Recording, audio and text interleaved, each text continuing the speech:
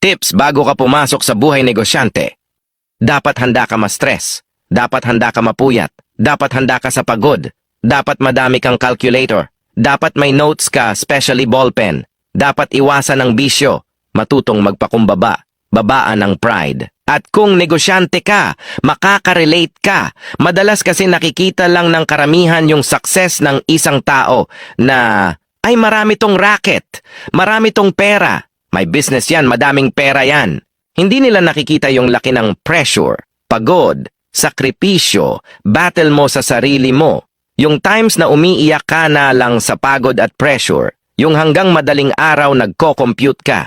Hanggang gabi nag-grind ka para sa pangarap mo. Yung bawat negosyante pagkakasyahin ng maliit na kapital na hawak niya kung paano papaikutin, hindi nila nakikita lahat ng burden na nangyayari sa sarili mo at sa negosyo mo. Ang nakikita lang nila yung na-establish mo na business okay na. Na kapag hindi mo sila napagbigyan, akala nila madamot ka na nagmamataas ka na. Pero hindi nila alam na pinapaikot mo lang puhunan mo kaya hindi mo sila mapagbigyan.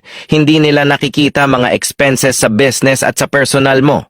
Napansin ko din na ang daming online sellers na biglang nawawala. I mean, naglalilo. Biglang hindi mo na sila nakikita na dumadaan sa wall mo. Weeks, months,